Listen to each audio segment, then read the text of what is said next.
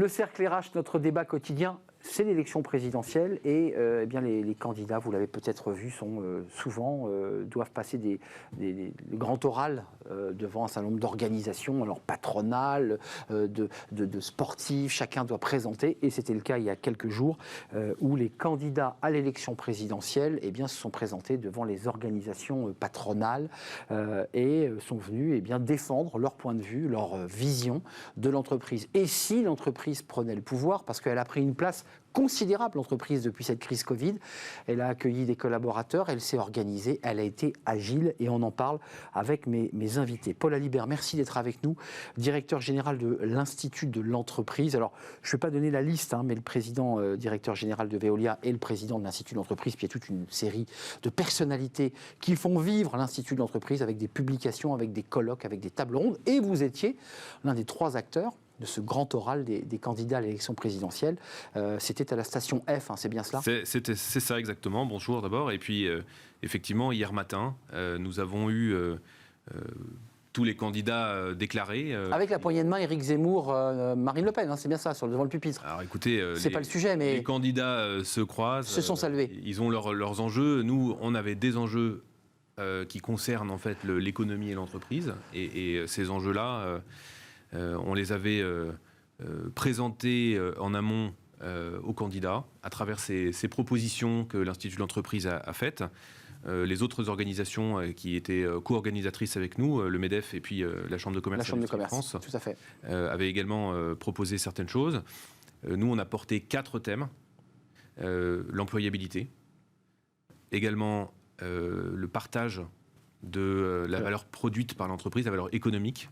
Participation, intéressement, comment... Exactement. Exact. On avait également la question des nouvelles organisations et la qualité du travail, la qualité de la vie au travail dans ce cadre-là. Et puis, enfin, la transition énergétique et climatique. Tout ça, ce sont des thèmes qui préoccupent les Français. Et ils sont repartis avec, sous le bras, en tout cas leurs collaborateurs, les 15 propositions de l'Institut de l'entreprise. On va les détailler parce que certaines sont assez disruptives pour faire écho à notre chronique philo et disent des choses assez claires, notamment sur la question de l'éducation nationale. J'aimerais qu'on en parle avec vous. Et puis, notre invité est là, Christophe Harrigan. Merci d'être avec nous. Vous gardez le masque parce que vous avez un voyage là, imminent aux États-Unis. Et ce voyage a beaucoup d'importance parce que vous êtes le directeur général du groupe La Mutuelle Générale, 3e groupe mutualiste, 1600 collaborateurs, et c'est le genre de voyage en fait qu'on n'a pas envie de rater pour un Covid attrapé dans un studio de télé. C'est la raison pour laquelle vous gardez le masque. Exactement. Merci d'être là. Vous étiez membre de la commission justement nouvelle organisation et qualité de vie au travail, justement une commission. Alors juste d'un mot, parce que vous participez à cette commission, l'Institut fait 15 propositions, je vous invite vraiment à les lire attentivement, mais qui étaient une forme participative. Les décideurs, vous, mais aussi les citoyens avaient leur mot à dire, on est d'accord ? On est d'accord. Comment s'est passée cette commission ? Racontez-nous un peu les coulisses d'élaboration de 15 propositions qui est, vous le dites, c'est pas un programme présidentiel, mais c'est un programme qui peut changer le monde. Alors, le groupe de travail s'est réuni à l'Institut de l'entreprise sous la présidence de Sébastien Bazin pour la commission à laquelle j'ai participé sur la nouvelle organisation du travail et la qualité de vie. Et en fait, un ensemble de dirigeants qui, en partageant leur expérience, leurs préoccupations, ont réussi à faire émerger des propositions qui faisaient consensus et qui faisaient sens pour l'ensemble des acteurs autour de la table. Donc on est vraiment sur une construction qui est pratique, qui n'est pas intellectuelle, et une construction qui, on le pense, contribue à faire évoluer la société dans le sens d'une meilleure cohabitation, d'une meilleure participation entre les entreprises, les citoyens, les travailleurs, entre tout le monde. Ce que je trouve passionnant dans votre démarche, Paul Alibert, c'est que ça ressemble un peu au Conseil économique et social, c'est-à-dire ce qu'on appelle les parties prenantes, mais à une différence près, et c'est là l'originalité, c'est que vous associez des décideurs, des chefs d'entreprise qui ne participent pas dans l'hémicycle du Conseil éco, et qui sont des gens qui ont leur mot à dire. L'idée, c'est quoi quand même ? C'est que vous dites, avec la crise Covid, le travail effectué par tous ceux qui sont membres de l'Institut, qui sont des entreprises prestigieuses, Géodis, Dassault Systèmes, on a évoqué Accor, des gens qui pèsent et qui ont des choses à dire, vous vous êtes dit, on veut prendre notre place dans ce débat. On veut que l'entreprise ait son mot à dire. C'est bien de cela dont il est question. L'enjeu de l'Institut de l'entreprise, qui est la mission fondatrice, il y a déjà maintenant plus de 45 ans, c'est rapprocher les Français de l'entreprise. La conviction de départ, c'est que l'entreprise apporte un très grand nombre de réponses à des enjeux, des défis et finalement qu'on ne peut pas construire l'avenir sans intégrer l'entreprise au cœur de ces problématiques. Elle n'a jamais été aussi présente et bien vue, l'entreprise. Je pense que derniers sondages. C'est un virage. On a vu hier dans le débat avec les candidats qu'aujourd'hui, ils ne conçoivent plus leur politique sans intégrer l'entreprise. Alors, chacun a sa recette. Oui, mais l'entreprise, elle est là. Mais elle est là. Elle n'est pas à l'extérieur. Est-ce que vous le ressentez, vous, en tant que directeur général d'une institution, d'une mutuelle, est-ce que vous sentez que le regard porté par l'entreprise, et on va parler d'éducation nationale, a changé ? Les jeunes, par exemple, aiment plus l'entreprise aujourd'hui dans les sondages qu'ils placent l'État au sommet de la pyramide. L'État est très bas, mais l'entreprise est très haute. L'entreprise, c'est une réponse à la vie active. Or, la vie active, c'est quand même l'essentiel de la vie d'un être humain. Oui. Donc, trouver sa place dans une entreprise, c'est trouver du sens à sa vie active. Et l'ensemble des entreprises sont là pour donner ce sens, pour donner aussi la valeur économique du travail. Et on voit bien avec la commission dans laquelle j'ai participé que la réponse n'est pas uniquement sur le salaire ou sur le poste, elle est aussi sur tout un environnement. Sur le sens. Qui crée de la valeur et qui crée du sens. Ça, c'est un débat que on va parler de votre accord, parce que quand on va aborder la question, alors vous ne l'appelez pas le télétravail chez vous, vous l'appelez l'open travail. L'open travail. C'est ça, l'open travail. Vous avez mis le mot télétravail à la poubelle. Exactement, on a mis le mot open parce que l'open, c'est souvent une compétition aussi, mais qui porte l'ensemble des acteurs vers le haut.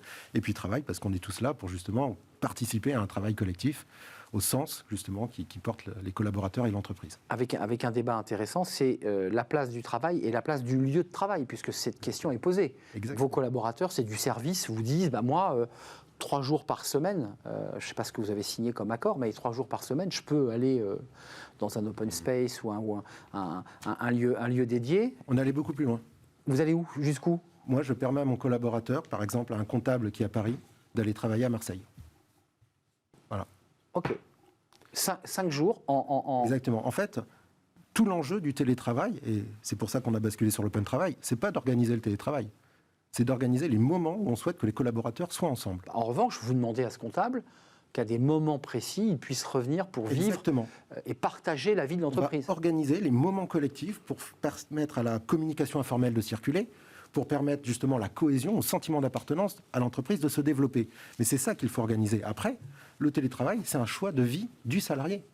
Si le salarié qui réalise sa mission est aussi performant à Marseille qu'à Paris, pourquoi j'irais l'obliger à être à Paris ? Enfin, et par ailleurs, Christophe, vous créez une marque employeur qui est assez dynamique, parce que quand on dit dans une entreprise comme la vôtre, au Mutuelle Générale, c'est pas mal parce qu'il y a du full télétravail, j'imagine que vous créez quand même, vous attirez des talents, non ou pas ? Alors, c'était que pour le bien-être, ou vous vous êtes dit c'est aussi un outil de marque employeur ? C'est devenu un outil de marque employeur. C'est ça. Aujourd'hui, 2 candidats sur 3 qui nous rejoignent et qui ont une proposition concurrente nous ont rejoints grâce à l'accord Open Travail.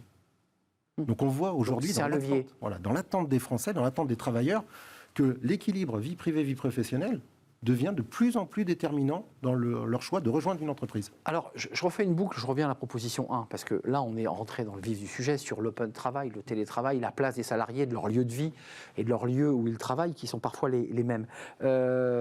Proposition 1, je la trouve très intéressante parce que vous mettiez les pieds dans le plat immédiatement. Je le dis, vous dites il faut inscrire systématiquement dans le cursus de formation des enseignants des stages en entreprise pour rapprocher ces deux mondes qui se connaissent peu et permettre à chaque classe de collège et de lycée de recevoir régulièrement dans le cadre des heures dédiées à l'orientation un témoin du monde professionnel issu de l'entreprise, des professions libérales ou d'une administration. Ça, c'est déterminant. Tant l'entreprise a pris une place décisive depuis quelques mois, pour ne pas dire des années, il reste toujours quand même ce fossé avec le monde enseignant. Et cette proposition, elle met les pieds dans le plat. On ne va pas assez loin sur ce sujet. C'est la proposition qui a été plébiscitée par les ateliers citoyens qu'on a réunis dans toutes les régions, après ces commissions. Parce qu'une fois que les chefs d'entreprise ont travaillé ensemble, nous, notre problématique, c'était de ne pas rester avec un travail en chambre. Et de se dire, oui, certes, les chefs d'entreprise ont la légitimité d'être ceux qui organisent. Les comités Théodule à Paris. Voilà. Mais là où ça va être utile, c'est si les Français se reconnaissent dans ces priorités. Qu'est-ce qu'ils ont à en dire ? Et de fait, ça nous a permis de faire évoluer certaines de ces priorités. Ça nous a aussi permis de comprendre lesquelles paraissaient les plus importantes, capables d'avoir l'impact immédiat sur la vie du pays et puis sur la vie de chacun. Et est sortie en haut de la liste quand même cette idée que quand on est dans le monde professionnel, on vient du monde scolaire et il faut qu'on fasse un retour au monde scolaire. Il faut que les gens dans le monde professionnel puissent intervenir plus facilement dans le milieu scolaire pour parler de leur parcours. Ce qui paraît évident. Hein. Comment on passe... Mais oui, dans certains pays, c'est la base. Par exemple, aux États-Unis, il y a le jour des parents, où chacun, quelle que soit sa profession, vient exposer son travail. Et ça donne des inspirations, ça permet aussi de faire comprendre que, quel que soit le parcours qu'on adopte, eh ben, il y a une grande honorabilité dans la vie professionnelle, donc il n'y a pas d'espèce de Puis, par ailleurs, vous faites rentrer les parents dans l'école aussi. Intellectuelle. Vous faites rentrer aussi des parents qui ont tous des métiers différents dans l'école, ce qui fait que ce n'est plus un lieu clos, parce que le sentiment que beaucoup de parents, qui sont parfois des décideurs, des chefs d'entreprise, se disent finalement c'est un monde un peu à part. On est une sorte d'ambassade un peu clos, où il y a des enseignants qui regardent encore un peu en chien de faïence. Je dis un peu, pas tous, le monde de l'entreprise. Ça évolue. Il faut le dire, ça évolue beaucoup. Ouais, L'Institut de l'entreprise fait partie des organisations qui ont le plus de liens dans le monde de l'entreprise avec, et peut-être même celle qui a le plus de liens avec le monde enseignant.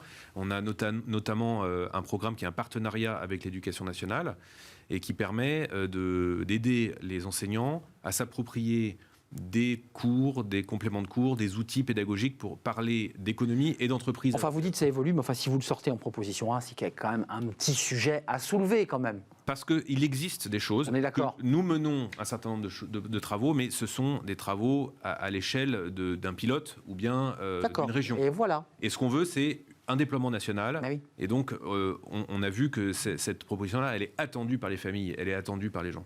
Ils veulent que les témoins de l'entreprise, mais pas que de l'entreprise, ça peut être aussi les professions libérales, ça peut être le monde de l'assurance. Enfin, vous dites qu'il faut que les portes de l'éducation nationale, partout en France, ouvrent grand leurs portes et leurs bras à tout ce qui bouge autour. Parce que c'est ça, en fait, le sujet. Vous êtes d'accord ? Il faut arrêter de cloisonner et de fonctionner en silo. Parce que vous, excusez-moi, vous êtes l'Institut de l'entreprise, donc avec des chefs d'entreprise éminents.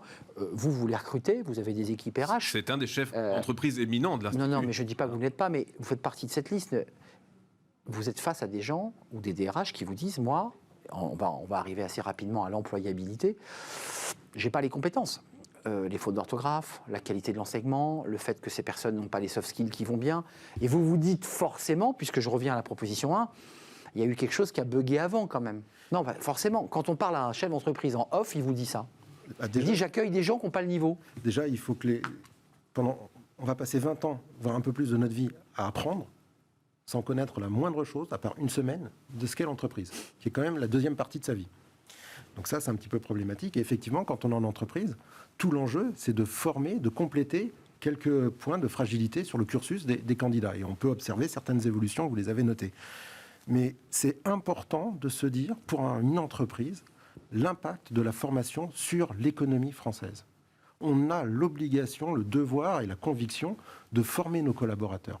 Il faut que ça soit vraiment clé. Ça, je l'entends bien, mais vous récupérez quand même des gens qui ont fait, pour certains, 10, 12 ans, 14 ans d'études en démarrant du CP, et vous dites, globalement, moi j'ai des gens qui ne sont pas au niveau. Enfin, non, mais excusez-moi. Mais, encore une vous fois, l'entendez partout, ça, non ? Il faut bien regarder. C'est dur, hein, c'est très tabou. Non, mais il faut bien regarder qu'il y a deux niveaux en fait, de réponse. Il y a un premier niveau qui est qu'est-ce qu'on peut faire avec les gens qui sont aujourd'hui sur le marché du travail ? Comment est-ce que les entreprises peuvent les accompagner, les former, dispenser des formations vraiment diplômantes et certifiantes ? Beaucoup d'entreprises souhaiteraient pouvoir le faire. Mais aujourd'hui, il y a des freins et certaines de nos propositions visent justement à lever ces freins. Et puis, il y a un deuxième niveau qui est de l'anticipation, et c'est d'aller chercher dès l'école primaire comment on peut faire en sorte d'éviter à l'avenir certains problèmes. Et clairement, aujourd'hui, ce qu'on voit, c'est qu'il y a un désinvestissement dans les mathématiques notamment, mais aussi dans certaines sciences. Proposition 2. En particulier pour les jeunes filles. Et donc là aussi, ce qu'on veut, c'est renforcer des enseignements qui sont indispensables dès l'école primaire, parce qu'il faut que l'enfant soit baigné dans ces notions ou dans ces pratiques pour pouvoir, par la suite, être le plus qualifié possible dans une économie française que nous souhaitons prospère pour longtemps. Et je suis parce que là, les vents sont bons.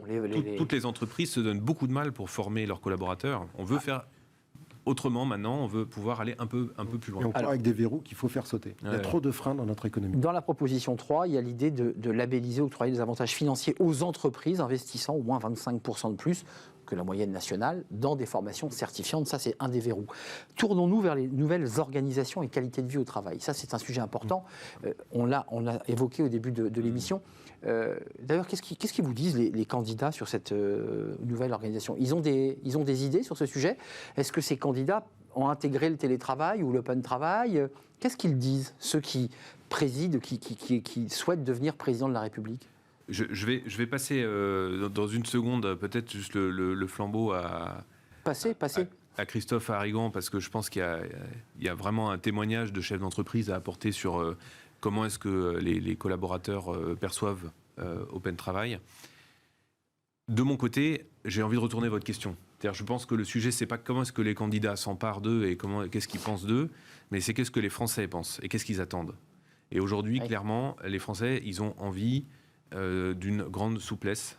Ils ont envie que certaines choses qui aujourd'hui sont compliquées à faire soient plus faciles possible.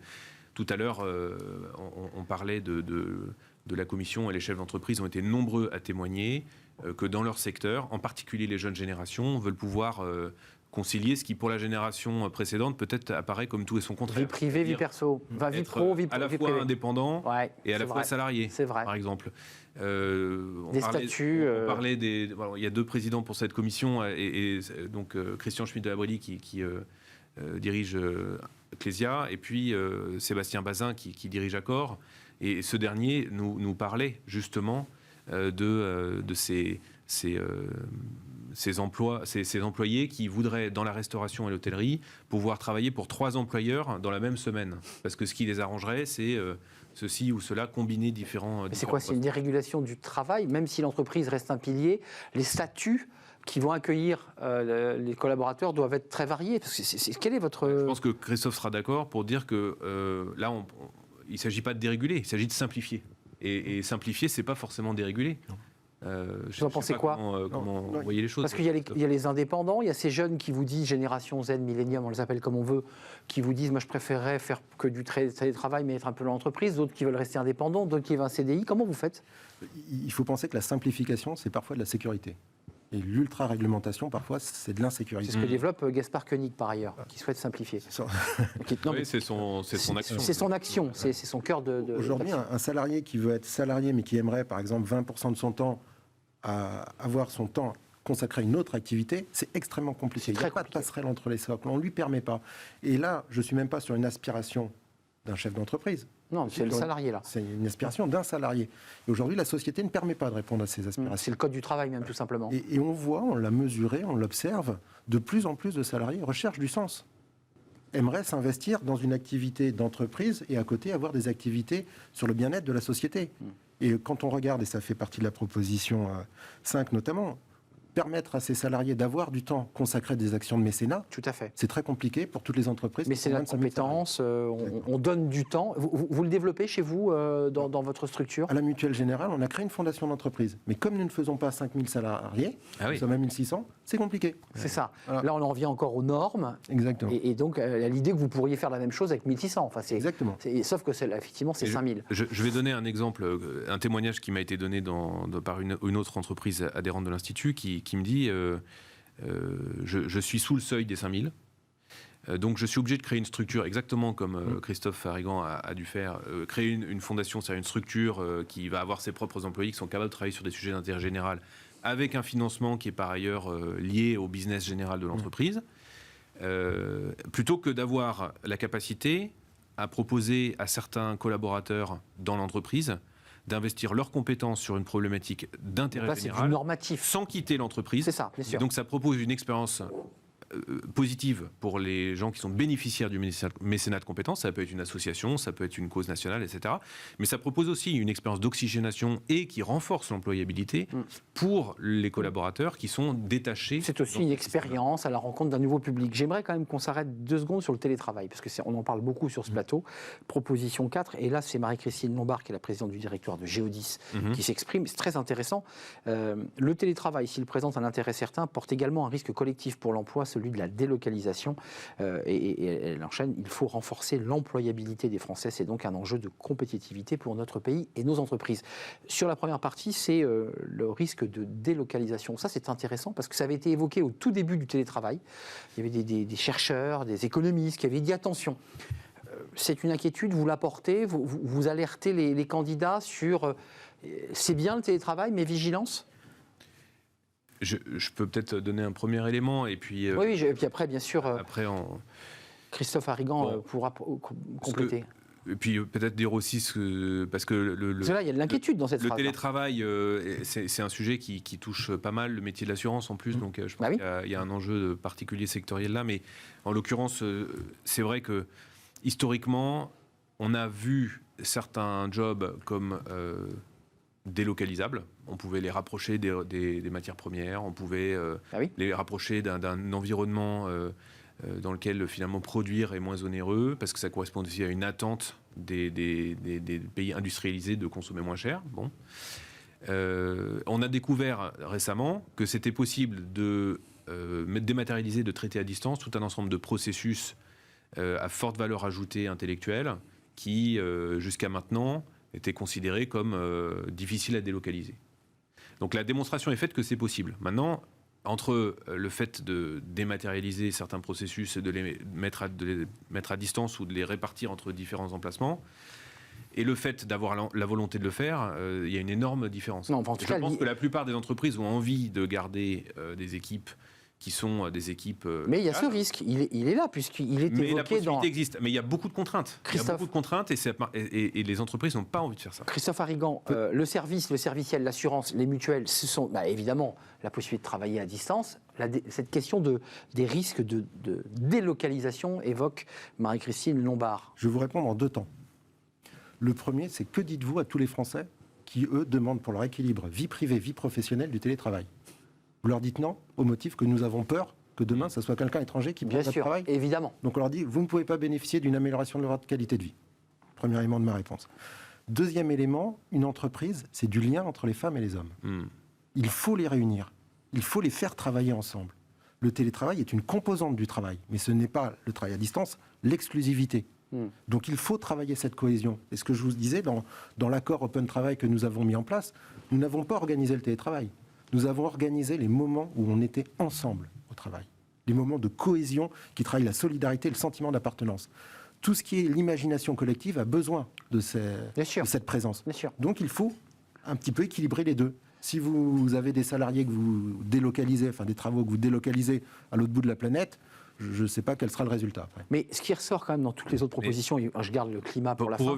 Juste pour revenir sur ce sujet, les citoyens qu'on a rencontrés dans les 14... Oui, pour leur soumettre tout. On a été, ne nous ont jamais dit le télétravail nous effraie parce qu'on pense qu'on va délocaliser nos jobs. Ils ne disent pas ça du tout. Ce que disent les Français, c'est on a envie de continuer à se former et à se qualifier. On a une inquiétude pour être employable, pour le prochain job, mais aussi parce que plus on est formé, plus on est qualifié, et ben moins on est délocalisé, tout bêtement. Donc il y a une envie, en fait d'avancer. Les entreprises ont cette envie-là aussi, et c'est pour ça que nous avons porté ces propositions qui sont destinées en fait à donner le maximum d'atouts, non seulement aux entreprises françaises, mais aussi à la société française dans son ensemble. Il y a l'association, meilleure association des salariés à la réussite économique d'entreprise. En quelques mots, ça c'est important parce que c'est une idée qui est portée aussi par des ambassadeurs de l'intéressement, de la participation pour faire en sorte qu'on reste engagé dans l'entreprise. Ça passe aussi, et ça ce sont vos propositions, par des plans d'épargne d'entreprise, qu'on démultiplie ces sujets. En un mot, c'est ça l'idée, c'est qu'il faut que ça ruisselle, il faut que les collaborateurs qui s'engagent puissent aussi profiter entre guillemets de la réussite de l'entreprise. C'est ça l'idée. En fait, gagnant-gagnant. Là aussi, on avait, nous... voilà un très bon exemple d'ailleurs de comment les ateliers citoyens, les rencontres avec les chefs d'entreprise ont pu faire évoluer les propos au départ des commissions. Ils partent d'où et ils vont jusqu'où alors ça? On est arrivé sur ce sujet, face aux Français, avec une vision un peu plus large en fait, de la question de la redistribution de l'entreprise, au fond. Et on avait appelé ça partage de la valeur. On a appris 2 choses.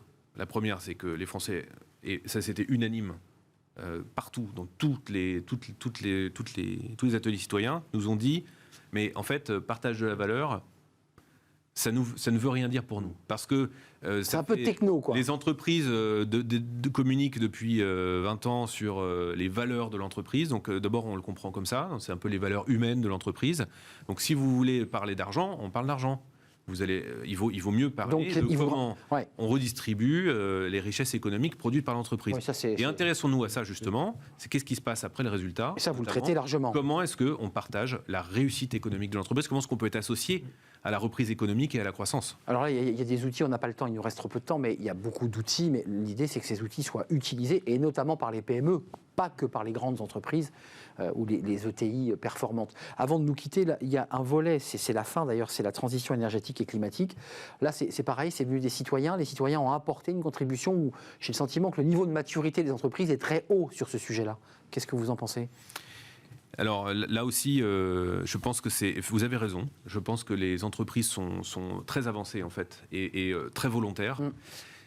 Une de nos remarques là, dans les ateliers citoyens, ça a été vraiment marquant. Les gens attendent que l'État soit exemplaire aussi. Il y a quelqu'un qui nous a dit moi, je fais des efforts pour manger bio et je vais dans des magasins pour acheter bio, etc. Je trie mes déchets, mais il paraît que l'État lui-même n'applique pas de critères dans ses appels d'offres pour la commande publique. L'État n'est pas toujours le meilleur élève quand il ne montre pas toujours l'exemple. Disons que nous, on veut mettre plutôt dans une posture partenariale, mais on dit à l'État, on est prêt, donc allez-y. Un dernier mot de conclusion avant de nous quitter sur ces questions environnementales. Moi, j'ai le sentiment qu'il y a, je le redis, et au risque de me répéter, il y a une maturité des entreprises. Elles prennent de l'avance. Elles anticipent. Pour une fois, le cadre de régulation nous contraint aussi à aller dans ce sens. Mais l'intérêt, et ce qu'on peut observer, c'est que les entreprises ont pris le sujet et désormais sont un petit peu en avance sur ce cadre.